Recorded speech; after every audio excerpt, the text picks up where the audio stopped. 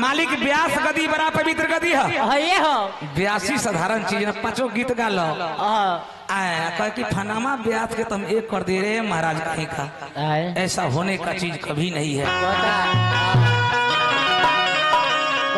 कतनो हम सुंदर हो जाएंगे तो हम अरविंद यादव जी नहीं होंगे, वो नहीं होने का चीज है।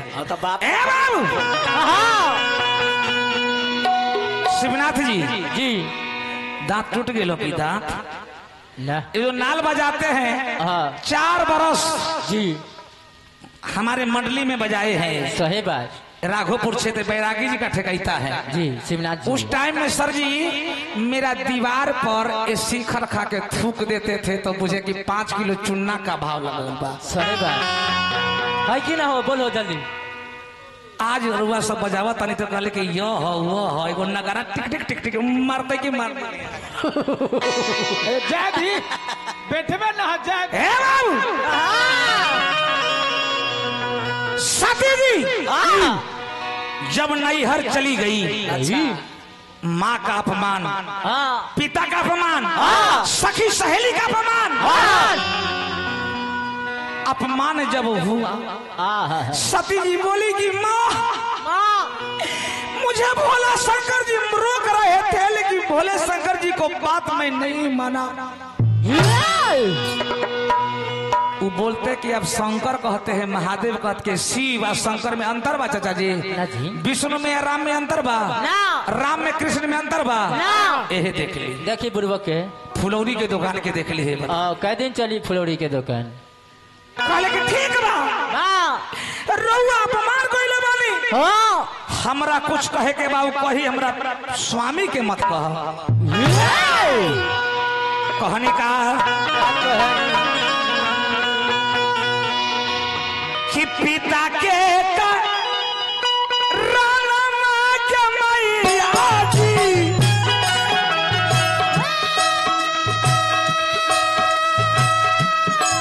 आगे तेज बैगे रामा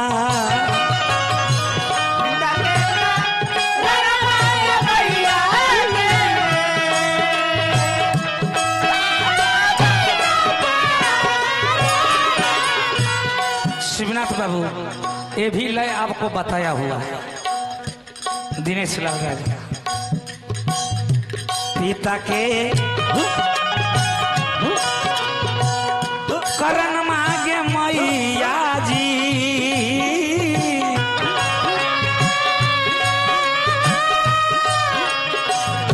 पिता के करण मांगे मैया जी आगे के जो भैगे रामा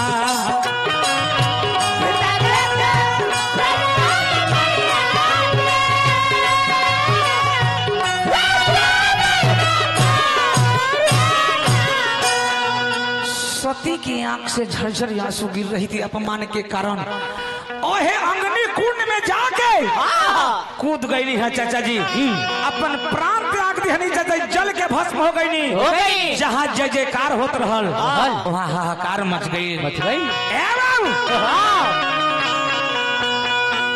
बढ़ल बा बढ़ा दी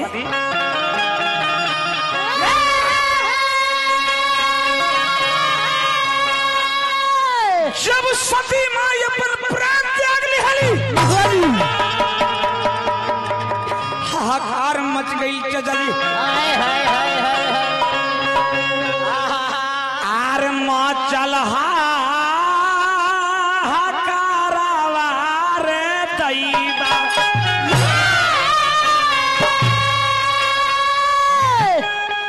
आहो राजा जी के दरवा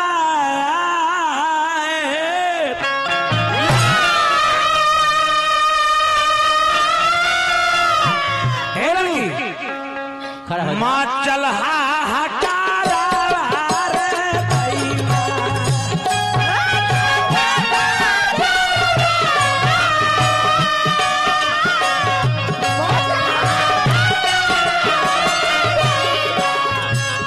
जहाँ जय जयकार रहल हाहाकार मच गई।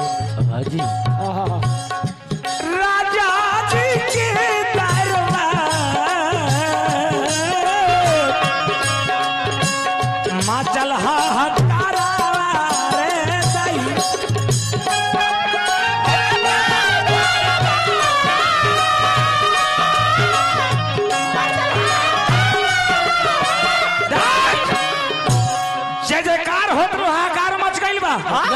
भोले शंकर जी के गले लोग खिसिया गए बारे गलिया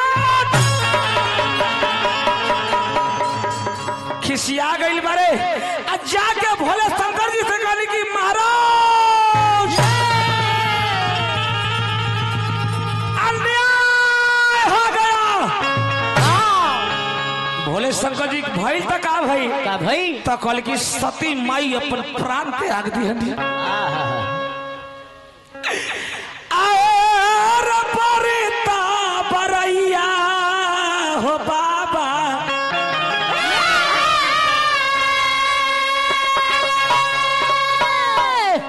सुनली तोरे ससुरा का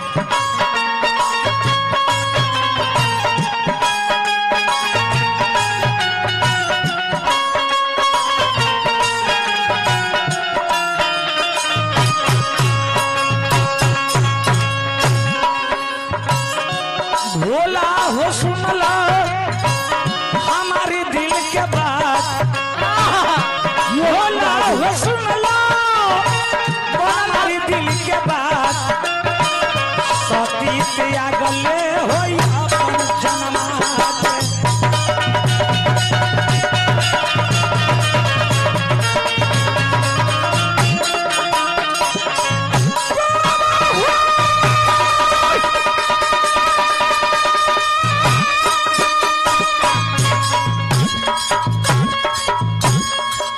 चौकी टूट जाए चला सफा नगारा नगारा बजा बतरा बाबा हो सुनला भोला हो मोरे बात भइले अपमानमा हो सती मैया बाबा हो सुनला हमारी दिल के बात बाबा हो सुनला हमारी दिल के बात कदले पाटना हो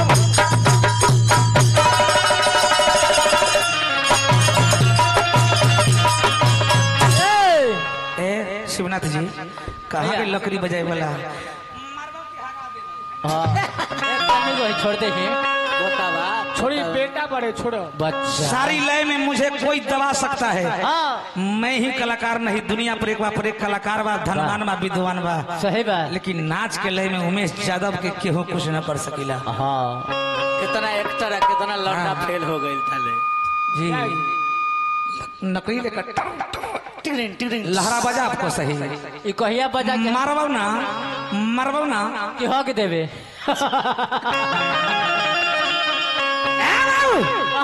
भोले शंकर जी खिसिया गल की नहीं सती क्या क्या सती को क्या हुआ तो हुआ? सती अग्नि कुंड में जल के प्राण कमा ली हली कहले का सती प्राण कमा ली है है। जी सर तब भोला चली भैले अपन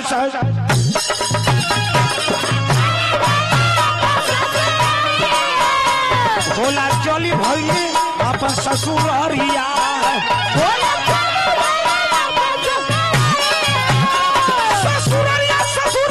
ससुररिया भोला चली भैले अपन ससुररिया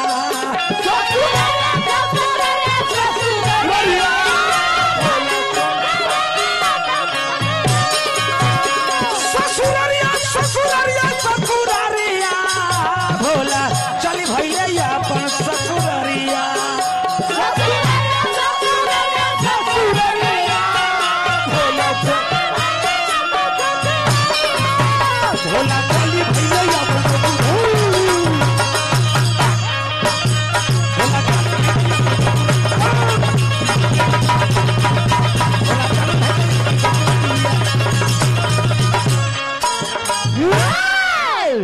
भोले शंकर जी ससुराल चल दी बनी गन के बात सुन के और वहां जाके अपन जाटा को पटके जाटा दो भाग में फट गया।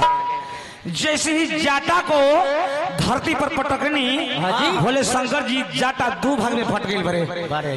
एक ओर से वीरभद्र के अवतार भइल आ एक ओर से भद्रकाली के अवतार भइल। सही बात। जब वहां मार काट चलने लगल बाबू भूई लड़ाई होके लागल तब भाल लगल बा का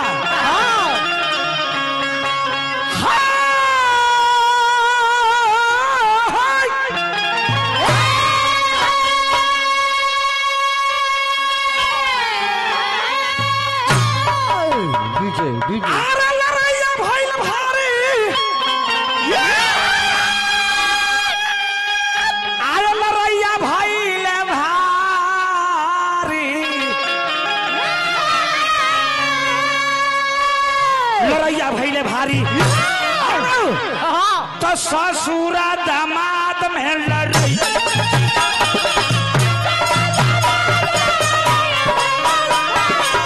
ससुरा दामाद में लड़ाइया भइल भारी लड़ाइया भइल भारी लड़ाइया भइल भारी लड़ाइया भइल भारी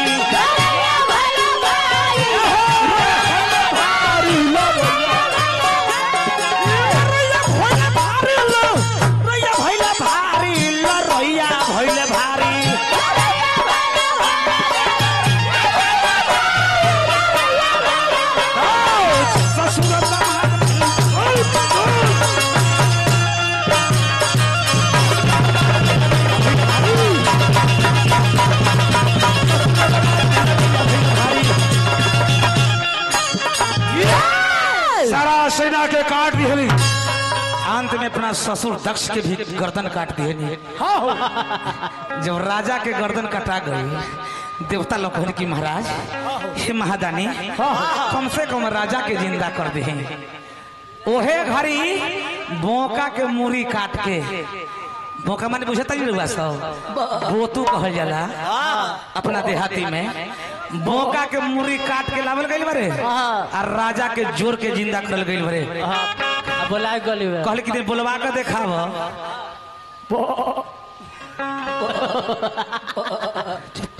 तू हम बोतुए के बाल बच्चा लग आई तक तेरा बाप के हम भोला बतू कहिए सही बात। गलती ना नु कहत हमें एहे से बंगाल में मुंह दुस के पूजा होता क्या ना होता हमर कथा इधर हो जाई जनक समाप्त करके हम अगला कथा बोले चलता नहीं सर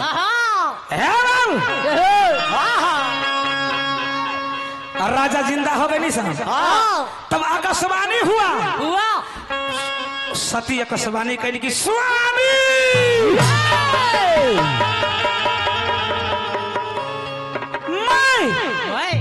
जन्म जन्म आपका चरण में मेरा अनुराग बन रहेगी स्वामी।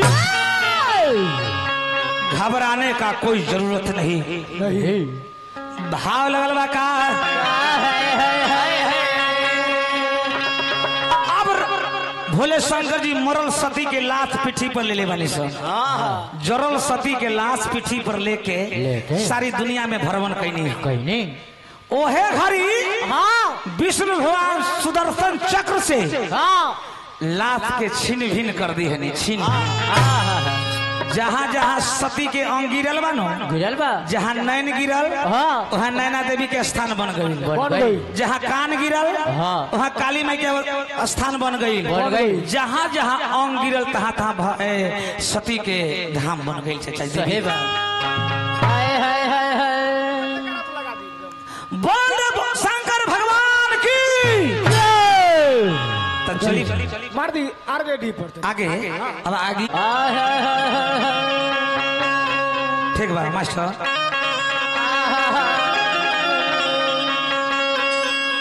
सुतला के बेरिया रे नदी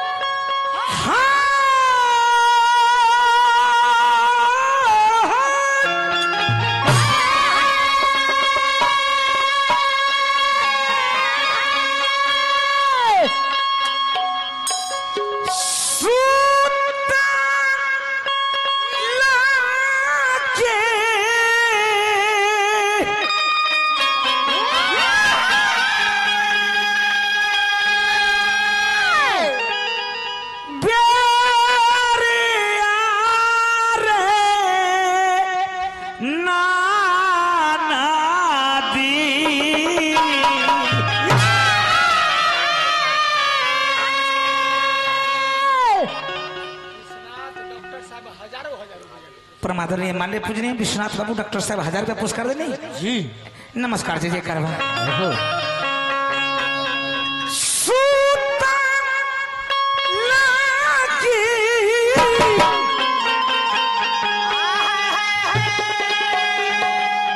चैनल में सबसे राजा आप हैं। है तो है फुलटन खोपी जो मेरा कंपनी से जो चैनल वाला हट जाता है ना वो डिमोशन में हो जाता है। डीएमसीआर कम हो गया चाचा जी। हाँ खत्म हो गया आज दिन से मैं कह रहा हूँ इतना प्रोग्राम में आप जाते हैं कभी आपसे मेरा बातचीत नहीं हुआ है। नहीं लालू यादव से कम आप नहीं बनिएगा। सही बात जय हो भैया।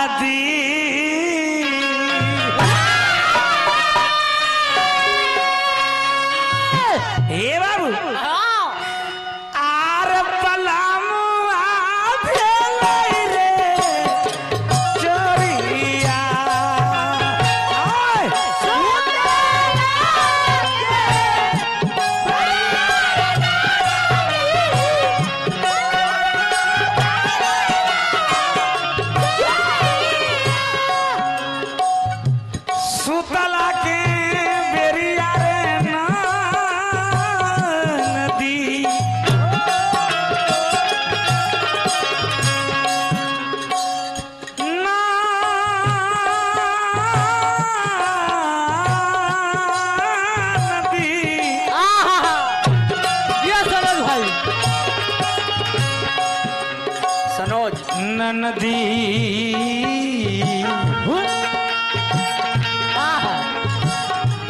नदी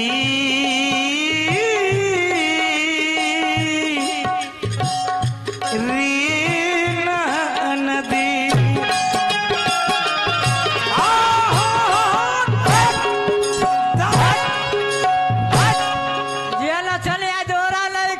चुप चुप बेटा एहे ना बुरहंडा कोइले बारे खुशब जकरा नाम बा एहे ना कोइले बारे का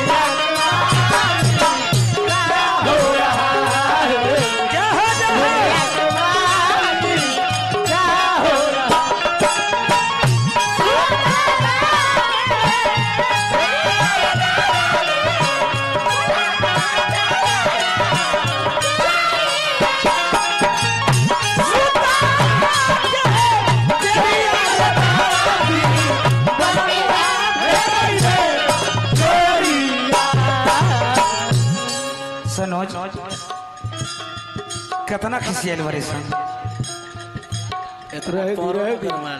तोरा हमरा तोरो हम प्यारे से कहत नहीं सर अपना अपना समझ के आए तो मेरा भाई है ये भी यादव नाम पर कॉलम कई हल चलवा कर पत्तल पर मगन फेंकने गया।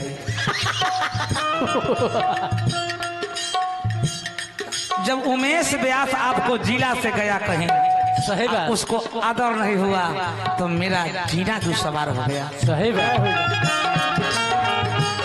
सुजीत। ध्यान दो सुजीत आगना में खोजनी ओ सरवा में खोजनी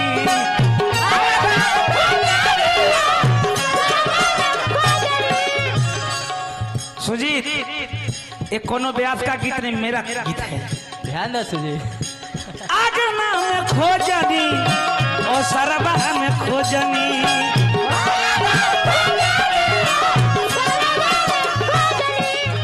यहाँ मैं कह रहा हूँ अपना समझ के क्योंकि यह भी अपना है। तुम्हारा दादी मरी थी हल चलवाया था कमलवासी आए थे सुनो ना रे अंतिम मंजिल कौन गया था आप गए थे। उमेश यादव जी दादाजी मरे थे तो कौन गया था उमेश यादव जी तो मौसा कन के लिए मार कर ठीक कर दो मत जो होश में रहो होश में। लाल बाबू दास मरे थे तो कौन गए थे। ट्रॉली पर चढ़ के इसको यहाँ हम कदर किए हैं। अपना अपना होते हैं दूसरा दूसरी होता है। सही बात समझ जाएंगे धीरे धीरे। आगना में खोजनी ओ सरवा में खोजनी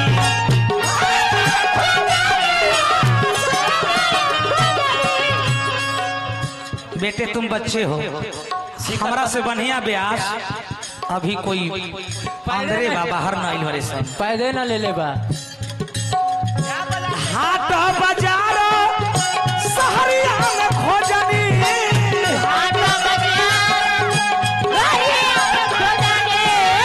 हाट बाजार सहरिया में खोजनी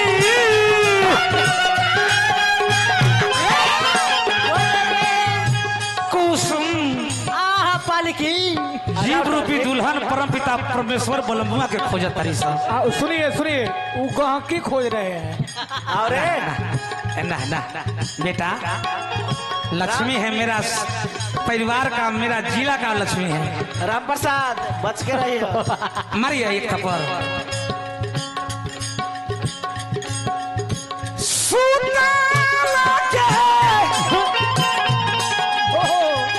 कुछ बेरिया गे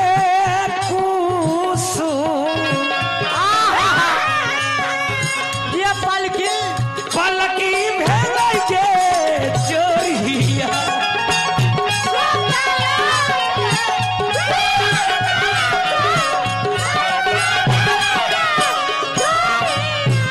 आज दिन से मंडन बाबू के नाम क्या हो गया खुशबू खुशबू राजा इनको नाम पड़ गया रानी नहीं राजा आ कुसुम का गाइए देवे की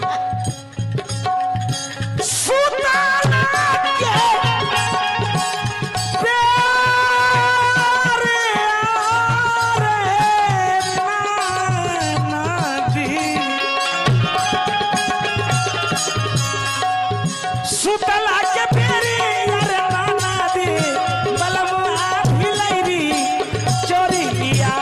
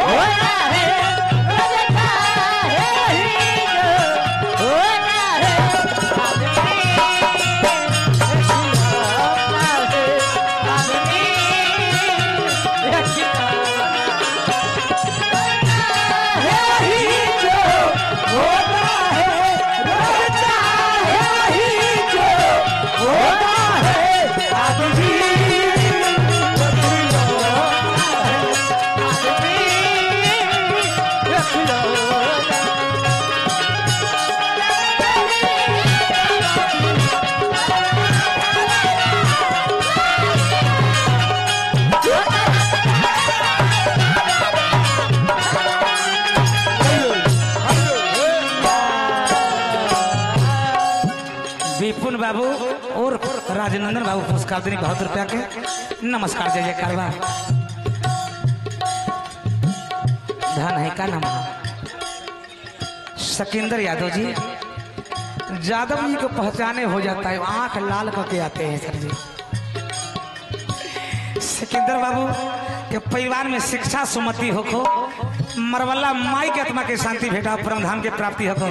एगो बात पर करो करी 2 कट्ठा जमीन कम जोतने का प्रयास कीजिएगा, लेकिन बाल बच्चा के पढ़ौला जरूरी है। जरूरी है, जरूरी है। शिमला चा ए बाबू कौन सा बत्तिनिया से नहीं आ गवला,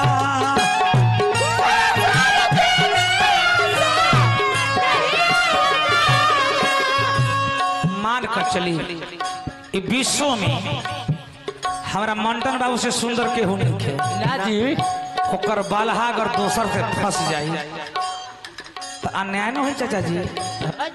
छाती पर बुलडोजर न चल जाई। आहा बालहा माने कि बड़े लोग से संघात कोई हवा प्यार नहीं लागे, ये गलती बात ना है जी। ना ना खाली धुरवा में कौन सा बत्तिनिया से नहीं आ लगवला,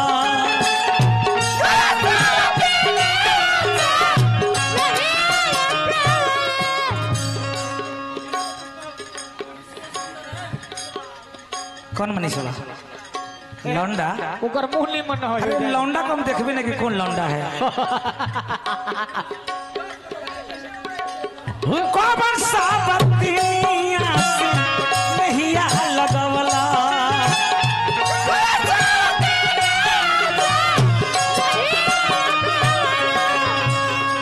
सनोज लौंडा क्या है? हमारा सुहागिन के अभागिन बनावला,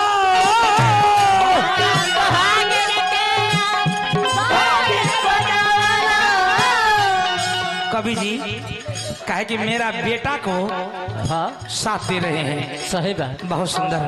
कुसुम देवी स्टेज पर आइए। हमारा सुहागिन के अभागिन बनावला,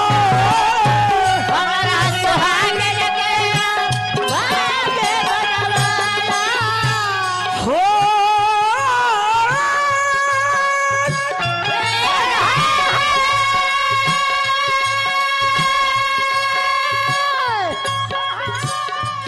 हो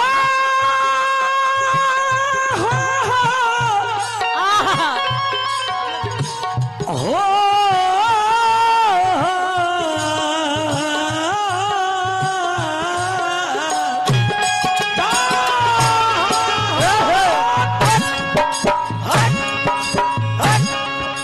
कुसुम देवी है। हाँ।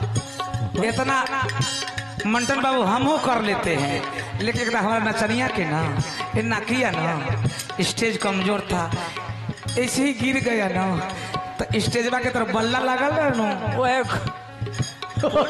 पूरे खा गया ओहे दिल से सुतला के बेरी यार नाती, सुतला के बेरी यार नाती, बलमुआ भेलै रे चोरिया।